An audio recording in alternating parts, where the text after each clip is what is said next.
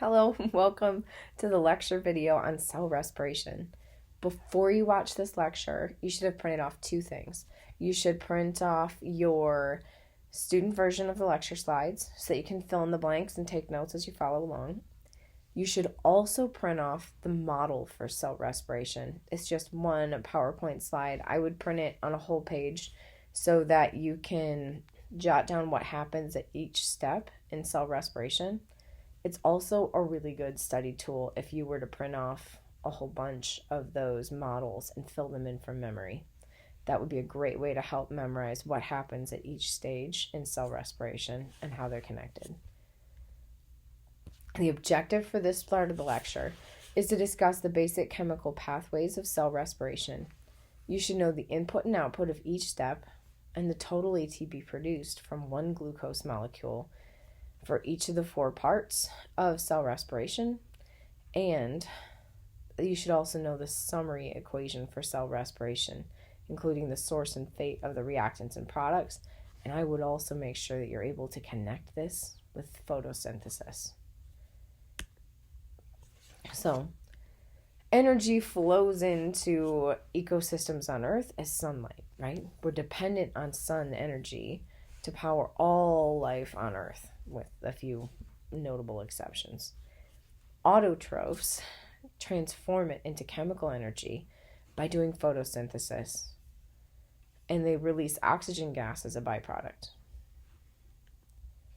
Cells use some of that chemical energy in order to do work, and they do that through a process called cell respiration.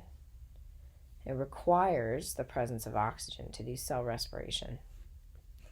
And it makes ATP. ATP is like the energy currency in cells. Some of that energy is also lost as heat. All right, and then the products of cell respiration are carbon dioxide gas and water, which are the reactants needed for photosynthesis to happen in the presence of sunlight. So these two processes, photosynthesis and cell respiration, feed into each other, but they can only continue to operate with a constant input of energy from the sun.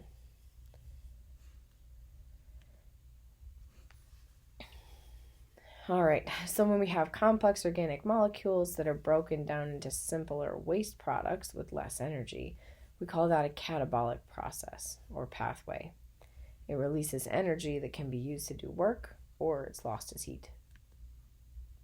Cell respiration is exergonic. It releases energy. So we have glucose, C6H12O6, in the presence of oxygen, produces water, carbon dioxide gas, ATP energy, and heat. And this is a combustion reaction. It's the same basic chemical reaction that happens when you burn logs on a campfire, right? Most of what makes up smoke is water vapor and carbon dioxide gas.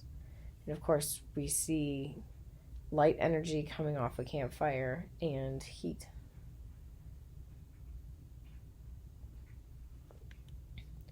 Photosynthesis, on the other hand, is an endergonic process. It requires an input of energy from the sun, right? So we have the products of cell respiration are the reactants needed for photosynthesis. Water and carbon dioxide gas in the presence of sunlight produce glucose sugar and oxygen gas. And these products of photosynthesis are the reactants for cell respiration. And so these two processes feed each other.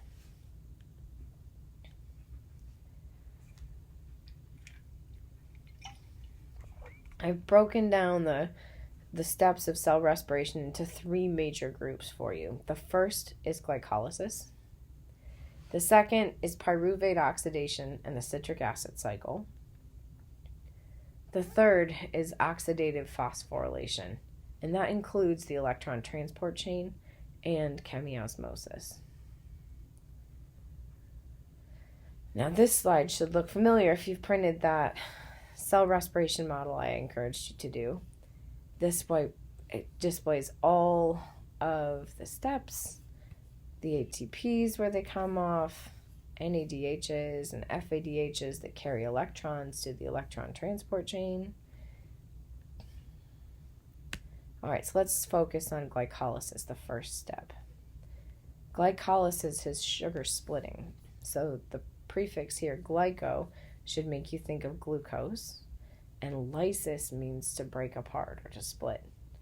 So we split that 6-carbon glucose molecule into 2 3-carbon molecules called pyruvates. Now, this is a metabolic process that scientists believe to be ancient, something that early prokaryotes could do even before there was oxygen in Earth's atmosphere.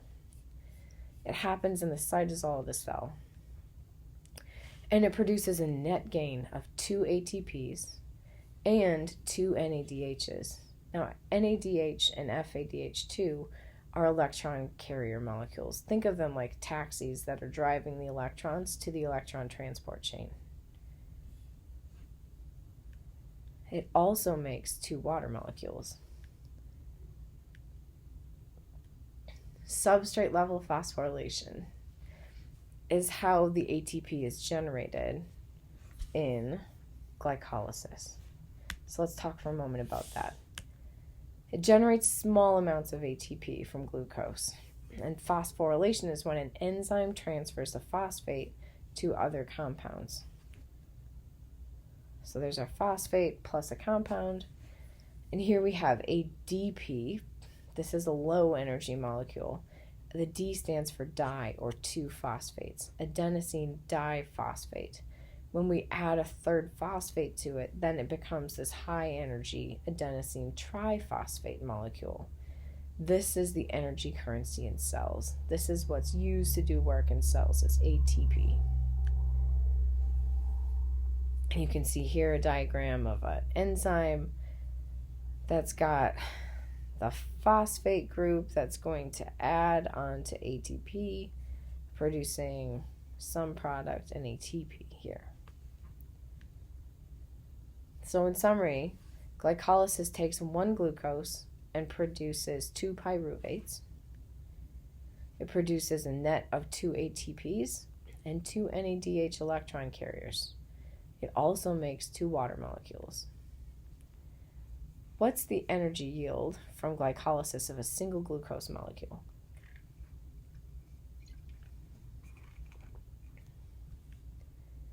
All right, moving on to stage 2, pyruvate oxidation and the citric acid cycle.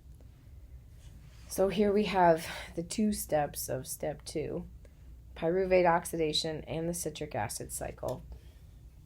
The citric acid cycle occurs in the matrix of this mitochondria. So remember, mitochondria are kind of unique among organelles in that they have 2 layers of membrane.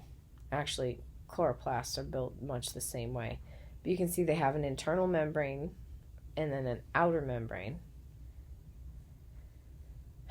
The fluid that fills the inner membrane is called matrix. It's basically like the cytoplasm of the mitochondria. This is where the citric acid cycle takes place. The electron transport chain, which we'll talk about in a minute, happens in this internal membrane here. All right, so in the cytosol is where pyruvates are formed from glycolysis. So remember, there's 2 pyruvates for every 1 molecule of glucose, but for now, let's follow the fate of just 1 of those pyruvates. So it'll pass through the 2 membranes of the mitochondria into the matrix. Here it becomes oxidized and produces CO2 and an NADH. At this point, it's a 2-carbon molecule called acetyl-CoA. And acetyl-CoA is what feeds into the citric acid cycle and keeps it in motion.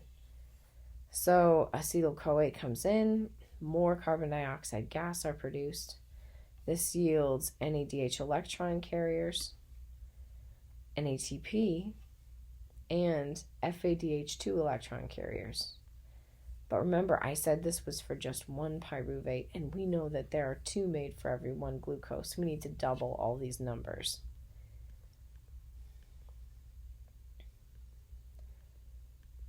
Here we go.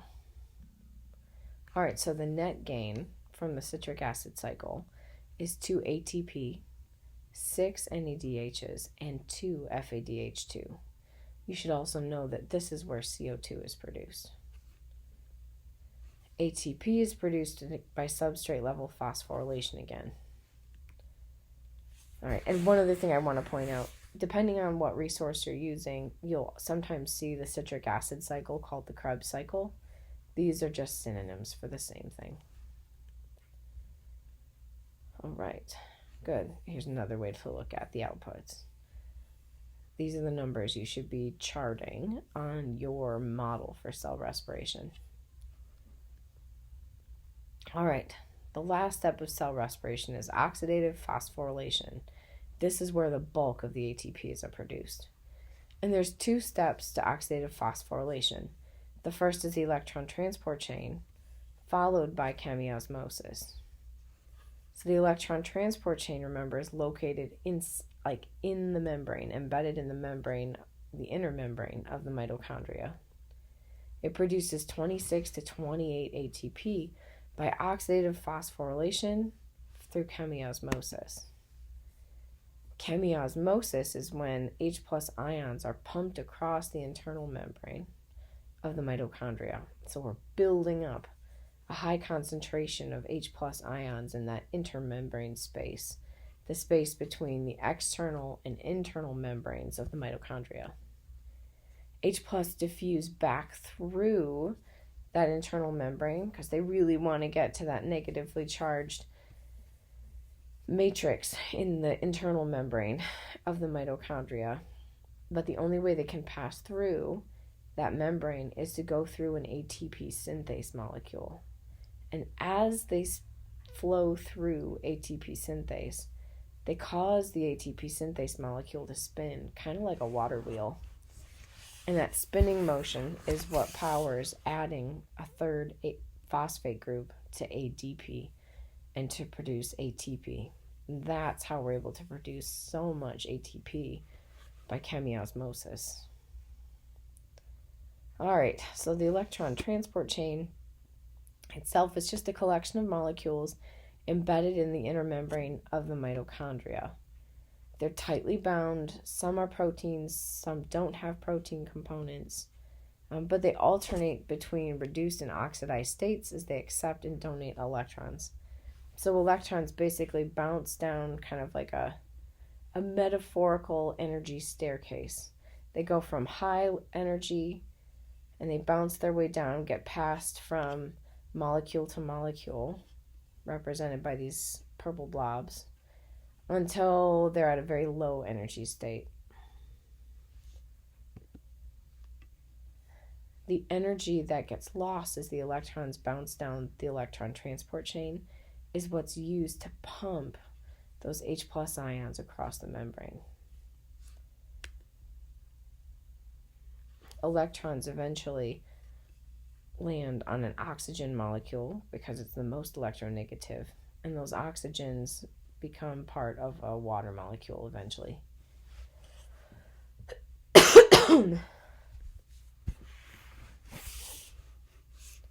All right. So take a moment to describe the structure and function of the electron transport chain in your own words.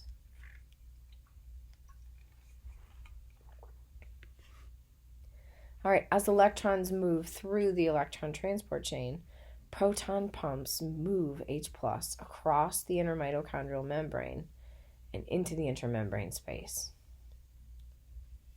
So this is where the energy from those electron transports are being used to pump H+ out of the matrix and into the intermembrane space. And this is what powers chemiosmosis. That H+ gradient drives the cellular work. So we have lots of H+ up here in the intermembrane space and very little down here in the mitochondrial matrix.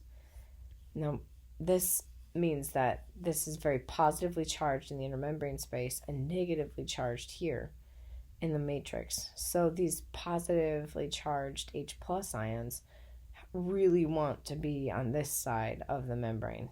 And the only way they can come through is by moving through an ATP synthase molecule. Now, as the H pluses move in, they flow into ATP synthase. It causes the whole ATP synthase enzyme to spin. And that spinning action is what attaches a phosphate group to an ADP and produces adenosine triphosphate, the goal.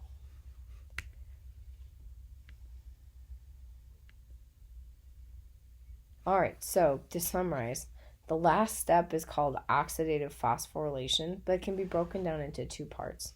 The electron transport chain, which uses energy harvested from electrons to create a proton gradient, and chemiosmosis, which takes advantage of that proton gradient to flow, allow those protons to flow through ATP synthase and power the adding of a third phosphate onto ADP. Another way of saying this is oxidative phosphorylation uses chemiosmosis to generate ATP, and it uses energy from the redox reactions of the electron transport chain, in which electrons are passed down energy levels to a final electron acceptor, oxygen, which then becomes water when it reacts with those hydrogens. All right, so chemiosmosis, which couples a proton gradient, is called proton motive force. That's what we call the force of those protons flowing through ATP synthase. That drives H plus through ATP synthase to produce ATP. And H plus pumped from the matrix to the intermembrane space creates that proton gradient. Take a moment here, pause the video, and diagram how the proton gradient connects the electron transport chain with ATP synthesis. All right, and here we can see your model with the total number of electron carrier molecules produced from each step.